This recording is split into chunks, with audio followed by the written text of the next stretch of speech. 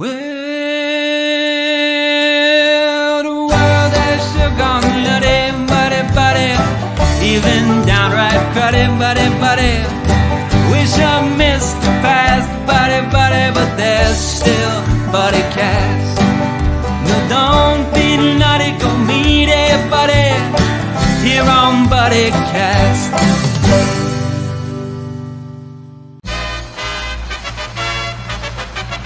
Ladies and gentlemen, please welcome the founder and host of Buddycast, Nick Sorensen.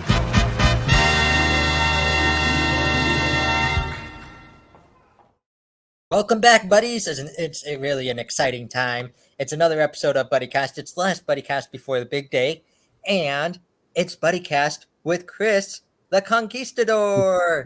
How you doing, sir? Pretty good. Yourself? I'm doing fantastic. We're getting down to the wire, so awesome. Yeah, I heard that's awesome news. Congratulations. Thank you. If you can see the silver up here. Mine's all starting to go down here because I don't have any left up there. So there you go. So, Chris, I gotta start out by asking, how'd you get the nickname Conquistador? Oh, that's from our other buddies from the Idiotville podcast.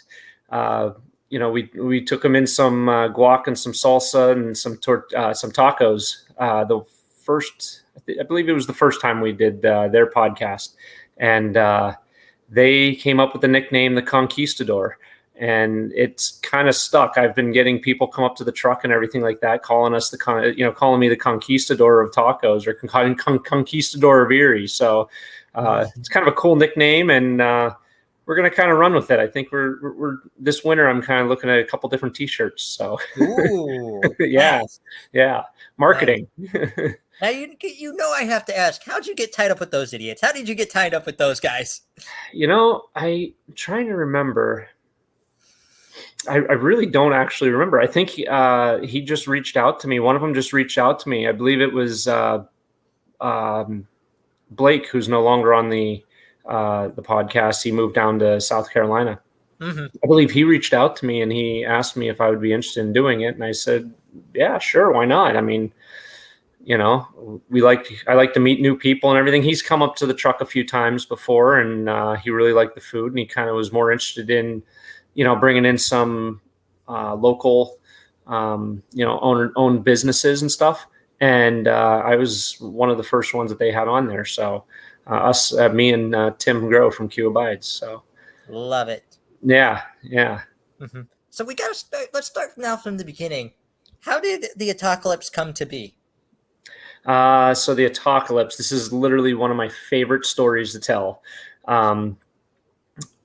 Rewind about 7 years.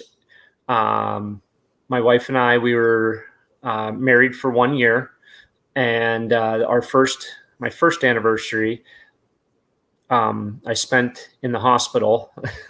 So yeah, I have another business that I actually also run. I own a Pepperidge Farm bread route, and I'm the third generation owner of that. Nice. My father owned it before me for about 30 years, and my grandfather about 35 years before him. And I've been doing it for 16 years now. Hmm. And so what happened was I actually was unloading my truck, and I fell off of a loading dock and busted up my knee, and I had a DVT in my leg and had a double pulmonary embolism, and no good, no bueno. So that was my first anniversary. Second anniversary, we were pregnant with my son, and my wife has a condition, if you will, that when she's pregnant, it's called hyperemesis. So basically what it is for the entire 9 months, she is completely sick. She can't keep down any food, any water, nothing. It's all 9 months of her just getting sick, vomiting and everything. So it was quite brutal. Her first trimester, she lost about 23 pounds in and out of the hospital, getting fluids and everything. And then it was probably, I'd say, probably about the second or third week of her second trimester. She was kind of interested. She was hungry. She hasn't eaten in like 3 months. So she decided, she says, you know what? Chipotle sounds really, really good. And I looked at her like, are you nuts? But it's what she wanted. So she got rice and guacamole and sauteed veggies. And she ate that and she kept it down. So for the next 2 straight weeks, lunch and dinner every single day was Chipotle, same meal, same bowl. I'd walk in and they knew exactly what we wanted and they would start making it right away. They're like, hey, that guy's here, you know, that goofy, bald-headed, big-eared guy's here. So, you know, so they started knowing our orders and everything like that, and they would make it for us. So after 2 weeks, I sat there and I was like, I can't keep this up for the next 6 months. Like, this is getting expensive. And I said, all it is really is, you know, some boiled rice, some sauteed veggies, and guacamole. And it was especially the guacamole that she really liked. So I started making fresh guacamole. She ended up liking it a little bit more than theirs. She likes a little heavy cilantro and heavy lime juice. So, you know, if you come up to the truck, I do put a touch of sweetness in it as well. Ooh. So she really, really liked the way I was doing it. And if you come up to the truck now, it is called Finn's Famous Guac. And that's our original guac. I got tired of eating the same guacamole every single day, just original guac.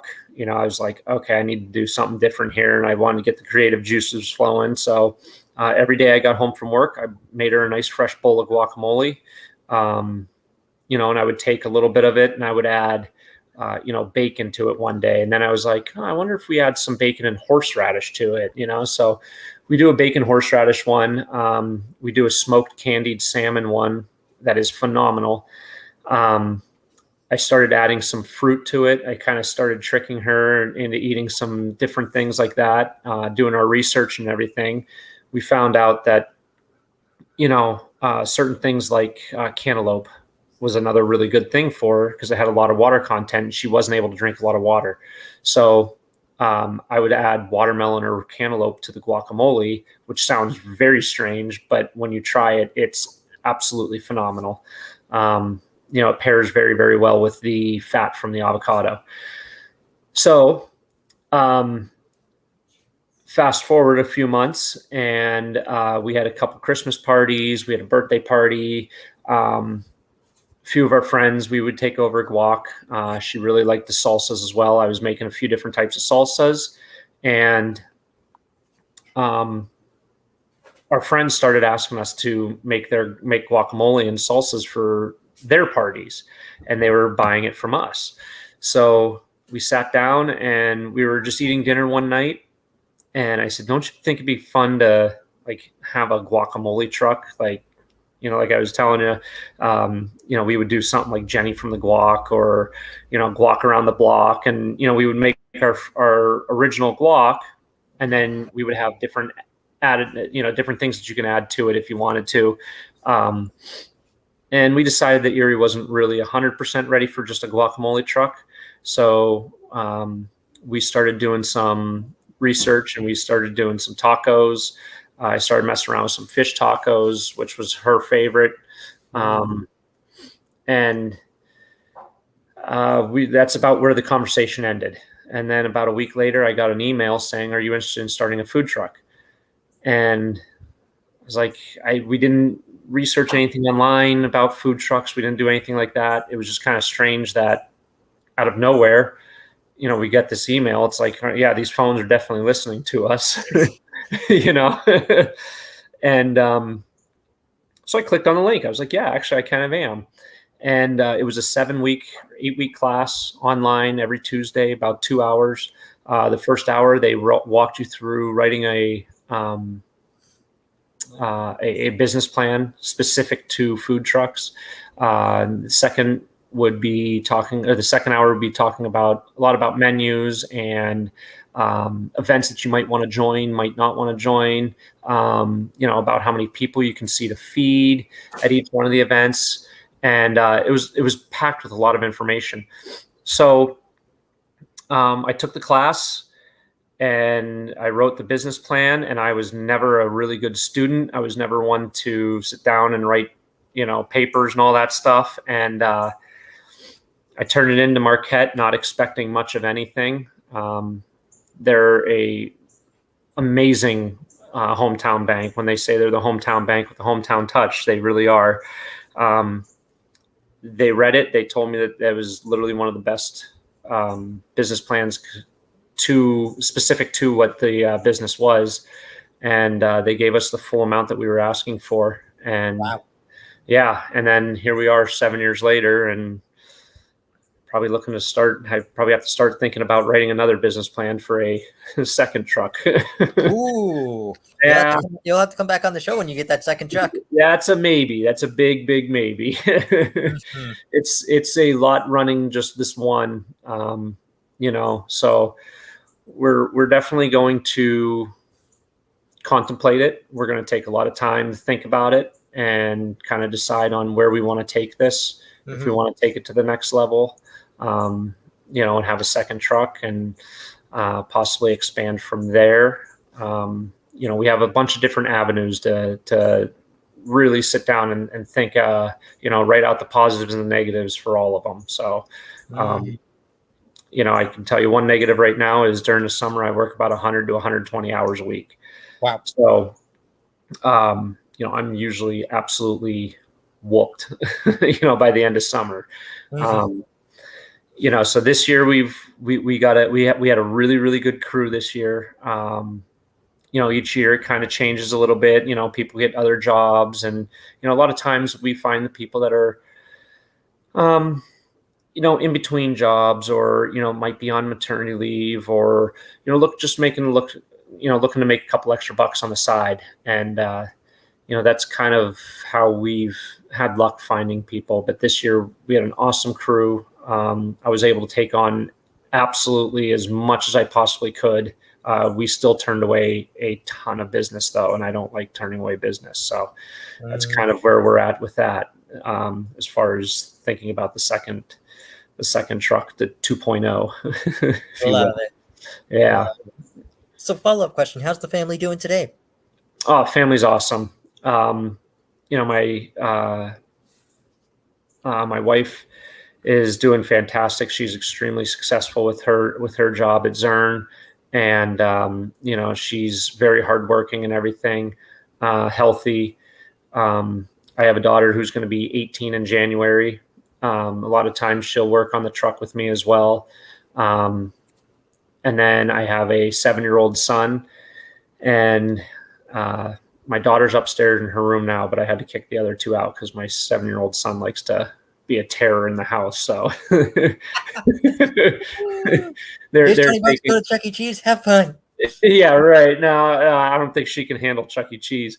I think they just went down to the beach today. That's their home away from home. They love the beach. So, and then we have a little puppy, Andy. She's sleeping next to me. I'm surprised she's not jumping all over me too. So.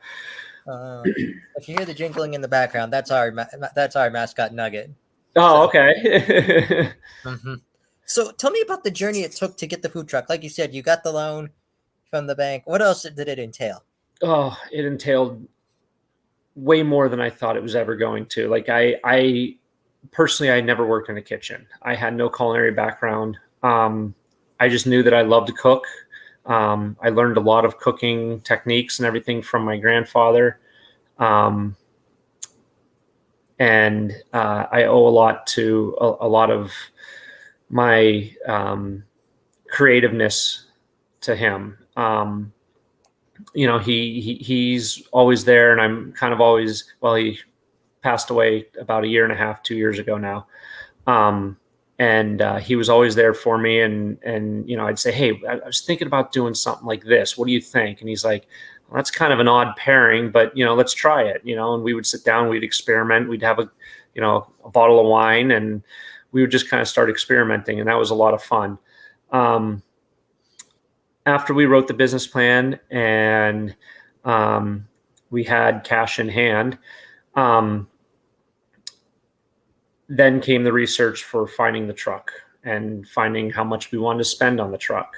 Food trucks can range anywhere between, $7,000 to $10,000 if you want to do a lot of the stuff yourself, all the way up to $150,000, $180,000 if you want a brand new truck with, top of the line equipment and everything. I kind of want to settle somewhere in the middle. So we did some research. We found one on, I believe it was either eBay or it was something like, I think it might've been eBay. I was looking everywhere, and oddly enough, I find this retailer down in Manassas, Virginia. And so I called him, and it was all brand new equipment. It was a used FedEx truck. So I'm sitting there and I'm going, this is really strange. I'm finding trucks that are used with used equipment, and they want $10,000 to $15,000 more than what he was building a brand new one for. So I was like, I got to come down and see this, and so I drove the 8 hours down to Manassas, and I pulled up to this alleyway, and all that was in this alleyway was just a bunch of garages, and him and his father rented one of the garages. His dad didn't speak a lick of English, and his name was Adam. He was as well hard to understand, but we got everything all kind of squared away. I showed him exactly what I wanted, where I wanted everything. He helped me with some of the stuff as far as, I wanted the refrigerator towards the back of the truck. And he says, well, that's where your heat's going to be. He goes, it's going to be really hard to temp stuff, so let's keep that at the front of the truck. So that's it was really nice to kind of help, have his help, in laying out the truck and everything. And then I drove it home, and boy, was that was a adventure. When we left Manassas, me and my brother-in-law, it was probably about 78, 80 degrees, gorgeous sun shining and everything. We got to somewhere around West Virginia, and the temperature dropped like 15 degrees immediately. So all of a sudden, everything starts fogging up in the truck. So I turn on the defrosters. Well, the defrosters barely even worked. So I'm kind of like barely able to see through the window, driving through the mountains on the turnpike and everything once we got into PA. And then it started pouring down rain.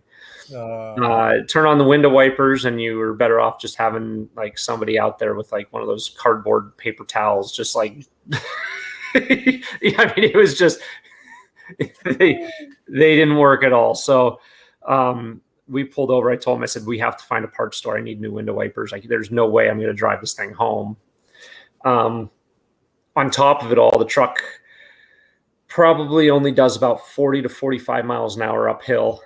Beep, and beep, yeah, exactly. We can get it cruising to about 65 to 70 miles an hour going downhill, but and that was completely unloaded. It basically had all the cooking equipment in it and everything. But even now with all the inventory and the water and stuff like that, it weighs a lot more, and she's tired. It's got about 200, and I think it has 221,000 miles on it. So, we're going to take her in after this season wraps up in October, and I'm going to have them kind of do a nice, good tune up on it, and hopefully get it out running nice and purring like a kitty next year. Yes. Yes. So, but what's that? I got another follow-up question for you. Yeah. You said earlier you kind of credit your grandfather for your success. Like, how much other stuff did he teach you? How much did he teach when it came to like cooking and stuff? It was more or less a lot of watching him. Mm-hmm. It was, the simple things like, hey, is this steak done yet? And he shows me this is medium rare, and all that stuff. He taught me a lot about feel, and one of his favorite things to always cook was seafood. And I was never a huge seafood fan, but he would always push it on me. and I would always try it, and now it's one of my favorite things to eat and one of my favorite things to cook. So like the simple things like, he would yell at me. He would be standing right over top of me. Don't overcook those shrimp. He's like, I will not eat it. So, that's the one thing that, we really, really pay attention to is finding that perfect, temperature to cook the shrimp at, and making sure that it's not overdone and making sure that it's obviously not underdone. You don't want to eat undercooked shrimp.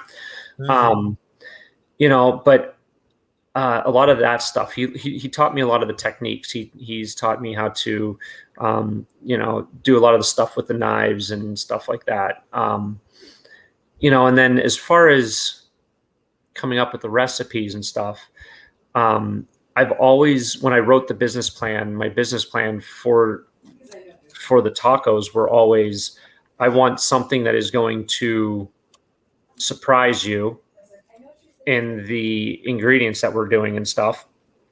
And I also want something that most people aren't cooking at home. I like pairing different things and, having people come up and looking at the menu and going, I don't know about that. That's, like I said, avocados, guacamole and cantaloupe. Like it's kind of something that most people wouldn't try. But, one of my things is always, hey, try it. If you don't like it, come back. I'll give you what you like. I try to push people the same way he pushed me. If you asked him what's on this pizza, he wouldn't tell you. He wanted you try it. If you don't like it, fine. You don't have to eat it. If you like it, fine. You like it, and I can tell you what's in it. So I love that philosophy.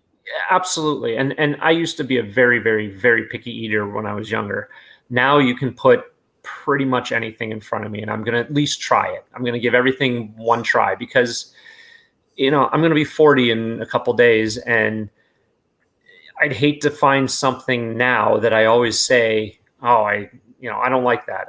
I don't like sardines. I don't like sardines or something like that, And 10 years ago, I tried him on his pizza. He had it in his sauce. And I love sardines. Like, I totally would have missed out on that for the last 10 years.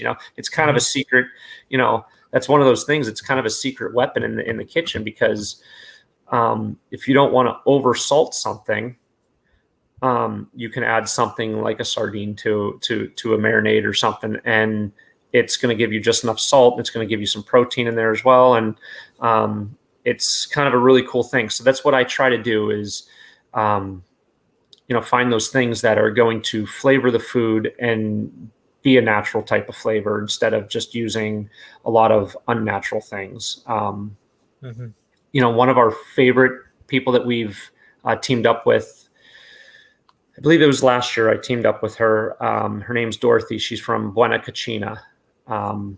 Quick little shout out for her. She owns a oils and vinegar specialty shop down on 8th and Green Garden.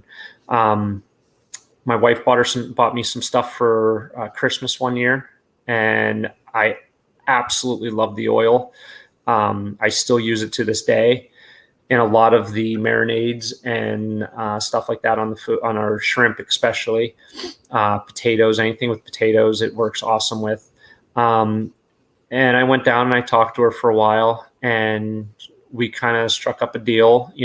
I do a lot of advertising for her. Anytime you come to the truck, it'll be in our window saying that we proudly use her products. In return, she kind of gives us a little bit of a deal on some of her stuff. So I've been playing a lot with the oils and the vinegars from her, and it's just simple things, like our pico de gallo.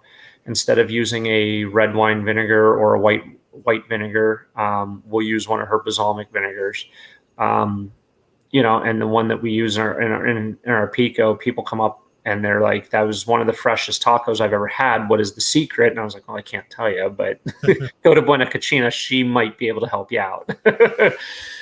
Love it. And it's just simple little things like that I really like to do. I love to experiment. And then I like to have my subjects, my clients or my customers, and I like to test things out on them because what I like they might not like, and vice versa. Mhm. Chicken is one thing that I don't like chicken at all, so it's one of the hardest things for me to cook and season and flavor and everything because it's just not one of my favorite proteins. So I'll get a couple different ideas, and I bounced off of a few of the people that come up to the truck. We have a lot of people that come up to the truck all the time, and I really do trust, what they like, and they'll come up and they'll shoot me straight. Yeah, it wasn't bad, but it wasn't my favorite, or oh my God, I hope you have it on the menu every single day. So, it's a lot of that stuff. Love it. Love it. Yeah. I like how you like to experiment with things. Like I always thought that because I'm always the guy in the kitchen who's, making a sandwich for lunch and like, on like a lazy Saturday afternoon, I'm like, you know what? I love the combination like ham and ketchup, for example. Yeah. Everyone in my family is like, you are super weird for that. But I'm like, don't knock it till you try Don't knock it until you try it. And that's what I was thinking. I'm like, if I ever owned a food truck one day, that would be the name of it. Like it'd be like a sandwich shop and saying like, don't knock it until you try it. Exactly. And like I said, I mean, it's a lot of fun. And once you've cooked enough and you kind of start understanding your flavors and stuff like that, it becomes almost, I don't want to say easy, but it opens up a lot of avenues and doors and stuff like that to where you can say, okay, well, it didn't really work on the beef, but let's try it on the chicken, or if it didn't work on the chicken, let's try it on the pork. We have my wife actually, with that Christmas present of oils and vinegars, she bought me a book that's called The Flavor Matrix. Ooh. And it is one of the coolest books, and I don't read, but it was one of the coolest books I've ever, read through and played with. It has kind of like a flavor wheel that's kind of set up just like a color wheel. And it'll have your centerpiece will be, say, an avocado, for example. And it'll show, your normal things that you'll put with it, a cilantro or a red onion or lime juice, but then it'll have like a surprising, pairing, which is where I got the idea for the cantaloupe, or a stone fruit. We've done it with peaches. We've done it with plums and pears and stuff like that. So, it's kind of playing with that. And then another thing for me is always texture. I love textures in your food. It's gotta, if it's a little soggy or soft, you need something crunchy in there. We add either a crispy onion or, an apple, something like that. That's going to give it another layer of texture. And then obviously, for me, first things first is, the colors and everything like that. I think people eat with their eyes before they eat with anything, before they taste it or anything. So, I can throw together a bunch of stuff that's all brown and red, but, unless you have something green and yellow in there, it doesn't look that appetizing. So it's kind of, finding those colors and the textures and the flavors that kind of all pair up and everything. And I'm willing to try anything. And we put Cinnamon Toast Crunch on some of our tacos. We do dehydrated banana chips on one of ours. Everything, anything. We also have our traditional, type tacos as well. For those that might not be as daring to try things, but once people they're like, you can see them going, I kind of want to try that. Like the Robert California sounds really, really good, but banana chips on a taco, I don't know about that. And I'm like, try it. If you don't like it, I know what your favorite is. I'll give you your favorite, and they come back and they're constantly, where's the Robert California? It's like, well, I got 55 tacos that I have to rotate through here. So it's going to be about another month and a half, 2 months before you see them again. Mm-hmm. like you said, don't knock it till you try it. Exactly. Mm-hmm. So speaking of menu items, what are some of your favorite menu items? I know that's like asking who's your favorite child, but Yeah. what are some of your favorite menu items? Yeah. So I would say right before I left for vacation, I actually took a vacation this year. It's the first one in like 5 years. So right before we left, I rolled one out. It's a barbacoa, which is a shredded beef. And typically it is topped with a white onion, a cilantro, and maybe a salsa verde, which is a phenomenal taco in itself. Very traditional. And so what I wanted to do with that was I kept the beef very traditional, the way I do it and everything, with chilies and chipotle and adobo seasoning and stuff like that. But what I wanted to do is I wanted to do a corn slaw on it. I wanted to do kind of like a Mexican street corn slaw. So I charred up some corn and diced up some jalapenos and some red onions, and we mixed. I basically made street corn on a cob, but I basically did it as a almost kind of like a dip. So in order to make it more of a slaw, we added some coleslaw to it and a little bit of mayo, a little bit of vinegar, lime juice, and it is amazing on top of this shredded beef. I wanted to add a little bit of a drizzle to it, so we're still messing around with two different ones. We have an adobo crema, which is a little bit spicier, and then we also have a chipotle lime crema that I'm adding to it. And some pickled red onions. So as of right now, that's one of my favorites. Tyler's Tummy Tickler, which is our shrimp taco. People absolutely love it. I've been complimented more times than I can even count on our shrimp taco. So that's a blackened shrimp. I do a honey sriracha slaw, and then some cotija cheese and a avocado lime crema on top of that, and people really, really like that. Another one of my favorites, we do a blackened catfish, and I do a southern corn and bacon fried slaw over on top of that. That one's a really, really good one. We have our traditional Karen, which is just a ground beef, lettuce, cheese, sour cream. Your main taco at every taco stand in America. So, that's another one that people really like.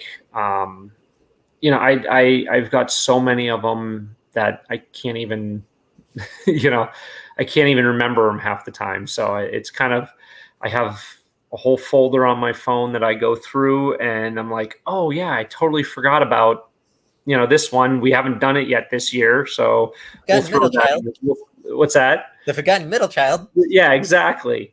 One that I wanted to do since the beginning of summer and I haven't done yet is it's a pork belly, and I do it in a teriyaki glaze, and then we top it with a watermelon mint feta pico. Ooh. And it is really, really good. And that's one of those ones that people look at and they're like, do I want pork belly and watermelon? Like, that's kind of strange, but let's give it a try. And, that's one of those ones that people either really, really like it, or they're just like, yeah, it's not for me. So, but those are the ones I like because it gives people, something to look forward to when we have it. Miss Swan has always been a lot of favorites. That's one of the first ones we've done. It's a ground beef, Korean ground beef, Napa cabbage, sriracha mayo, and crispy wontons. That's another one that's really, really good. So, we've got tons. And how do you come up with the names for all of them? So it started off We started naming all the tacos after family members. And then that got annoying very quickly because everybody's coming up like, hey, where's my taco? Why don't I have a taco? Why don't I have a taco name yet? So I started getting irritated. So what I would find out is something. So the way we came up with Tyler's Tummy Tickler was my youngest brother, Tyler, he kept asking me, he's like, everybody else has a taco. How come I don't have a taco yet? So Be careful what you wish for. Yeah. He's allergic to shrimp. And I said, well, now your taco is now the shrimp taco because you can't even eat it. And we're going to call it the tummy tickler because you get sick when you eat shrimp. So, so that's Tyler's Tummy Tickler. Love you too, brother. My grandfather was another one. How come I don't have a taco yet? Well, he hated buffalo chicken, and we rolled out with a buffalo chicken one. We haven't really done it too much. It wasn't one of my favorite tacos to do. It's kind of just like a buffalo chicken type of taco,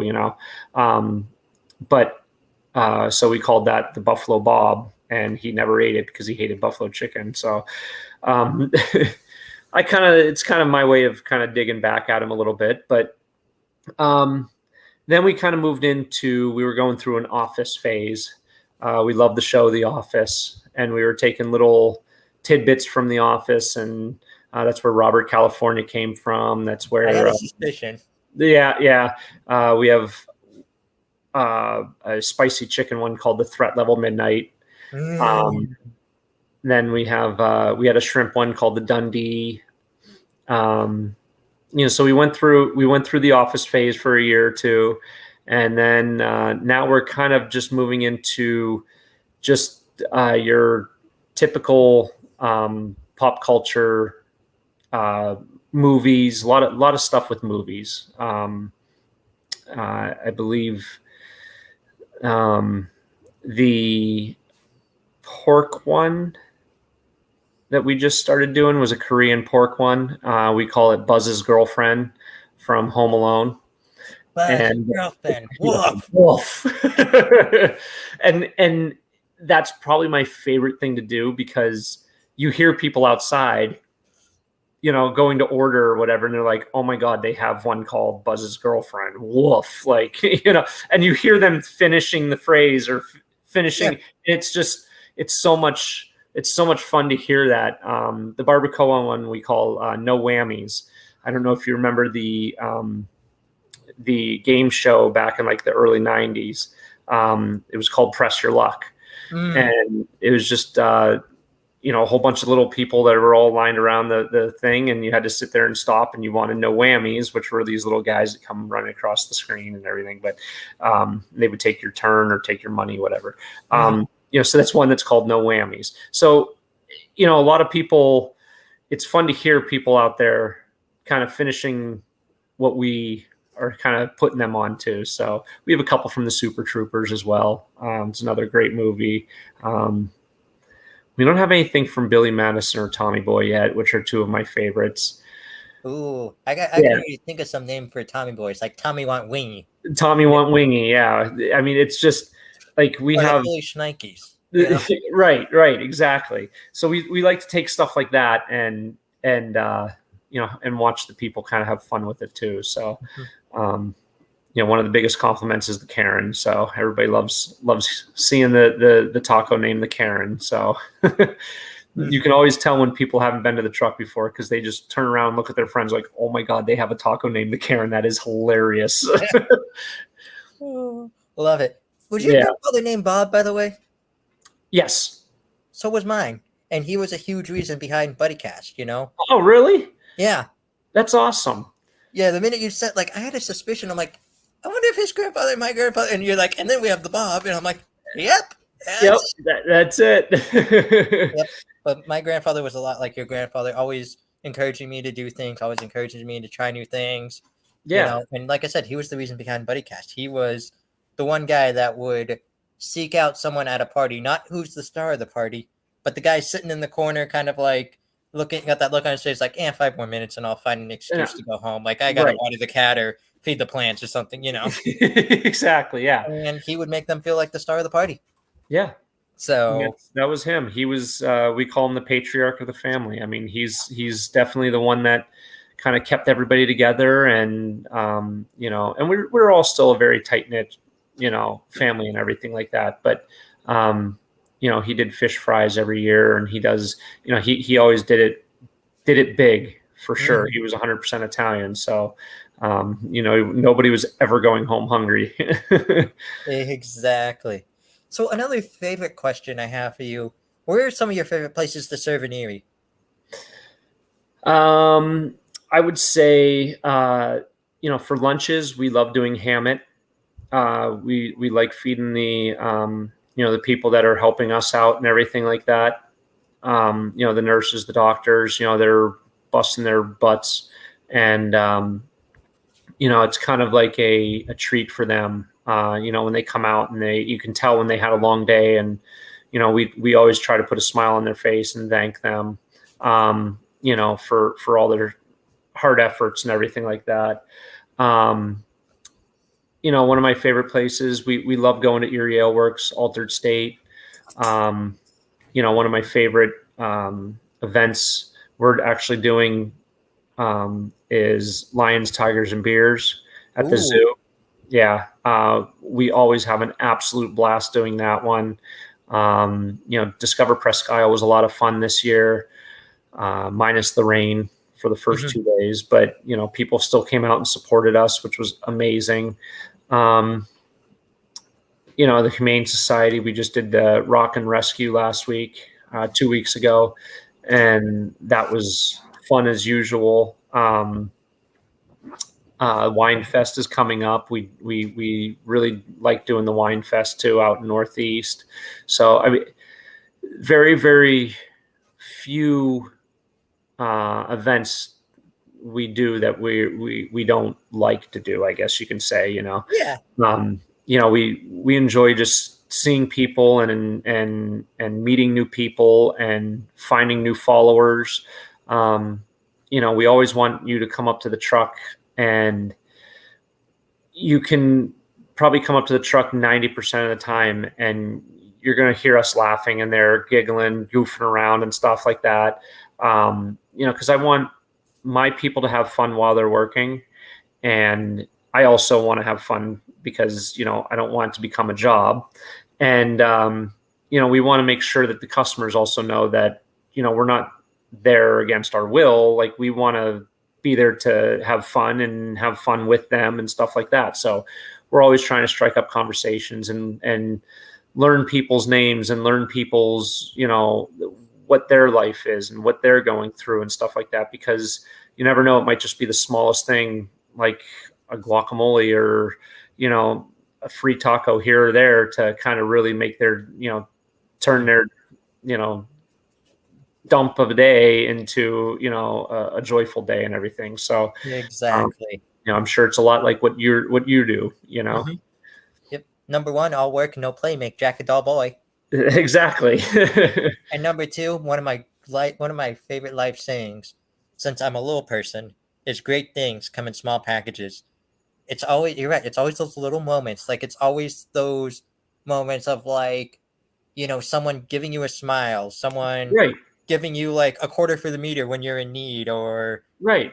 just something that little, someone giving you a free taco today or something like that, like something like that makes your day 10 times more than like, oh, I found $20 on the street, or I, Exactly. I'm getting like a new whatever this week. Yeah. Right. And it's just, when I train, my help and stuff like that on the, at the window and stuff, we have these really cool little buzzers. So when you come up to the truck and you put your order in, we write your order down, we give you a little buzzer, and that buzzer will go off when your tacos are ready. Even though we do that, I still like for her to take names and put them on there, because, you kind of feel, people feel welcome when they come up and they're like, hey, Nick, how you doing? And somebody just being recognized and remembered and stuff like that. And, we serve probably, I probably served 25 to 3,000 people this year. So it's, to try and learn that many people and everything and try and remember their names and stuff, it's tough, but it's also, rewarding to the other person, because it'll make them feel kind of like Valued. Exactly. And that's exactly how I want every one of my customers to feel when they leave the truck, is they feel valued. Yes. And I like that too, because that's what makes a good business. When you're not just a number, you're not just, Right. all right, now serving taco number 53, or your receipt says your order number is 625 of the day or something like that. Exactly. Actually, it's like you walk up and it's like you said, you know them already. Hey, Nick, how's the family doing? Hey, Nick, how did that interview go last week? Just something like that personal touch to make you feel like you're a buddy, not a customer. Exactly. Yep. And that's what we want to make everybody that comes up to the truck as a buddy. So, we learn the names, and, my back door, as long as it's warm enough, out, or it's not pouring down rain, my back door is always open. I always tell people, no matter how busy I am at the truck, please come back, say hi to me, make sure I know you're there. That way, I don't want you to think that I'm ignoring you or whatever, because my back is always to the window, because I'm the one. You're not carrying something, like you're not right. chicken right out of the thing. They startle you and boom, Exactly. So I like, I tell people all the time, I have a open door policy. Please come back and say hi, and, let me know how you're doing and everything. So. Love it. So where can we find you next? Where can we locate you next if we were looking for a good taco? Yeah, so this weekend we're going to be on Friday. We're going to be out at Erie Ale Works. We will be there from 5 until 8. And then we got a couple other things coming up. We're going to be at the McDowell Homecoming home opener on the 8th of September. And the 9th, we're going to be at Barber Beast on the Bay. That'll be the first time we've done that. We haven't done that in the past. We've always been booked. Usually September, October, we start getting a little bit busy with weddings. So it's been a little bit tough to get them. But we got a couple things with Asbury coming up, Asbury School. And then, like I said, at the end of the month, we'll be at the Wine Fest in Northeast. So we're winding down to the end of the season. September is always one of those tough months for me. I have help during the summer. He runs the bread route for me while I'm out with the food truck. But he's a school teacher. So once school goes back, it's tougher for me to get out and do lunches and do more events like I would like to.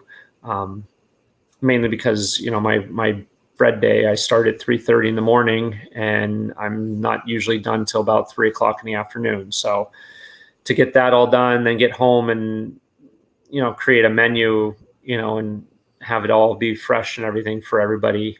There's only so many hours in a day and I don't want to work 20 of them. So I'm not going to tell you I haven't, but it's not one of my favorite things to do. Exactly. So, buddy, this is one of my favorite questions coming up next, and I think you're going to be the perfect answer for this. This is brought to us by my buddy Jonas Kane at #Positivity. He wants to know, in your own words, what does it mean to be someone's buddy? Oh, what's it mean to be somebody's buddy? Number one, I would say to be there for them. Especially nowadays, with everything going on as far as, the world we're living in and just all the negativity around you. Like we were talking about earlier, it might just take a smile or, a, hey, how's it going today, Nick? Type of thing to turn somebody's day around.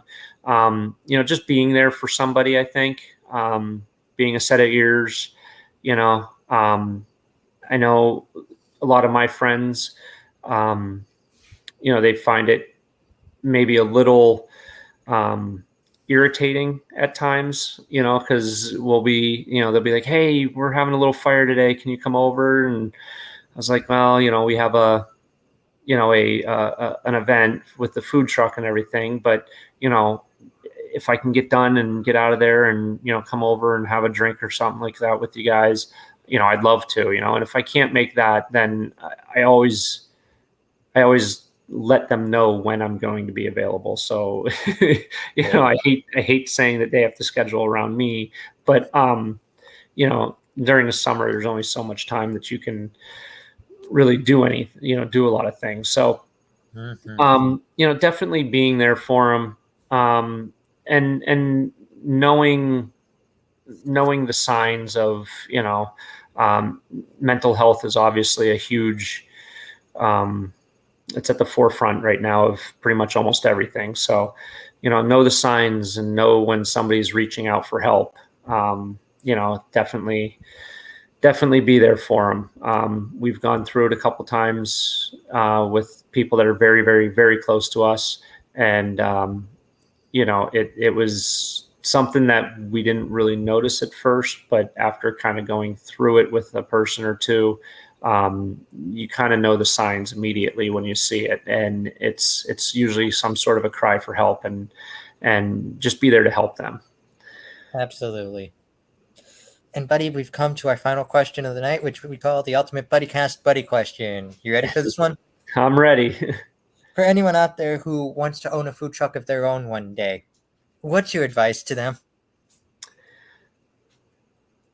I think most people would probably say don't. We get that a lot. I was just going to say, you probably get that a lot. So I'm not going to give you that answer, because I don't regret not one thing that I've done with the food truck.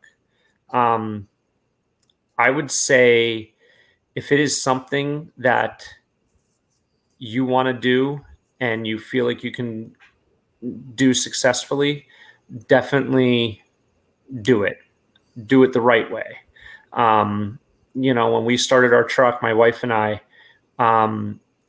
people were kind of coming up and they're like, do you really need to spend that much on a wrap on the truck or whatever? Maybe you should kind of try and get your feet under you.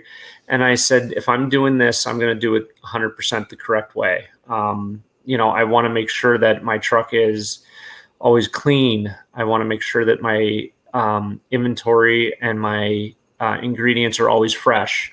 So if you do that, you will be successful. If you tell somebody you're going to be there, be there. Don't call them, the day of and say, hey, we got another phone call today, and, we're thinking we're going to go do this, or I don't really want to work today because it's 97 degrees outside, so I'm not going to go today. And, that being said, in 7 years, I've had to cancel one event because my entire family actually had COVID in 2020. So we had to cancel an event that time. I've overbooked twice, and there was one that while I was working, I did not put in my calendar, and I felt like, that entire day I was like, I'm selling the truck. I'm getting out. I can't do this anymore. Like, I can't believe I did this to that person.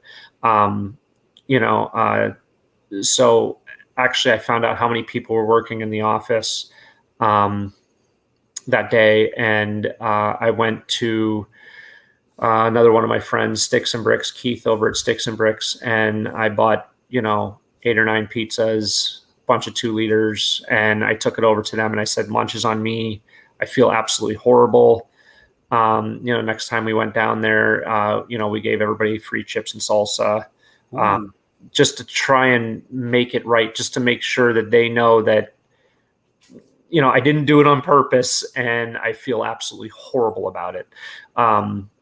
So definitely be there for your customers, because they're going to realize that and they're going to be there for you.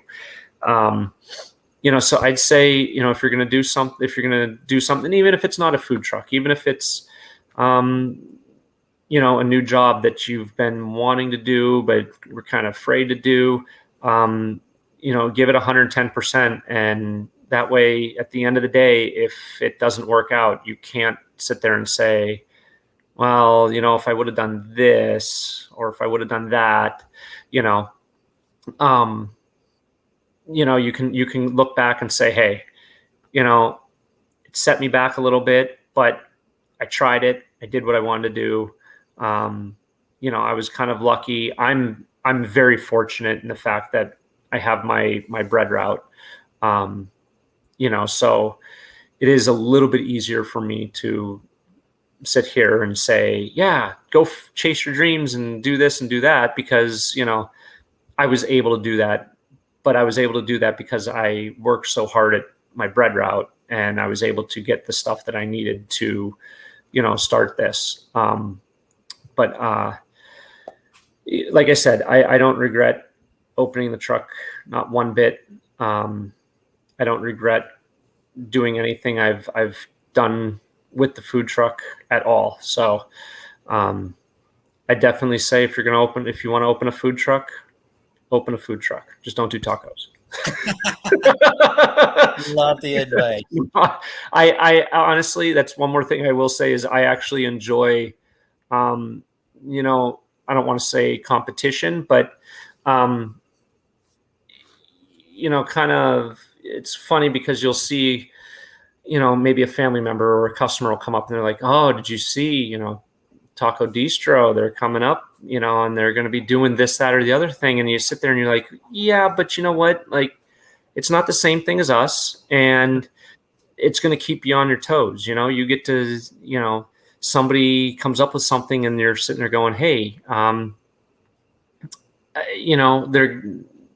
if they came out with something new, let's try and let's do something new ourselves and stay ahead of the curve, and that's what I try and do. What's that? It's the motivating push. Yes, exactly. Yeah, exactly. Yeah. All righty, buddy. Well, thank you so much for being a buddy on Buddycast. Thank you. Like you said earlier, we have an open door policy on Buddycast. Awesome. You are welcome back anytime you have something to promote. And much like your business, you're not a guest on the show. You're a buddy. Thank you. Being a buddy on Buddycast. I have one favor to ask you before we end the show. Whatever you do today, tomorrow, next week, next month, or even next year, please promise me you're going to go out and you're going to go be someone's buddy. Absolutely. Love it.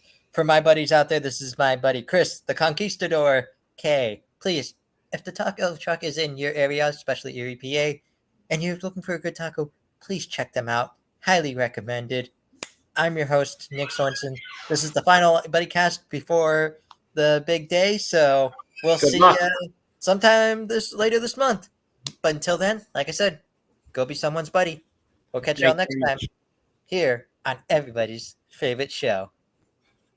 Well, the days are going fast, buddy, we've got to make them last, buddy, before they've all gone past, buddy, tune in to Buddycast. But don't feel none, it will make it, buddy, here on Buddycast.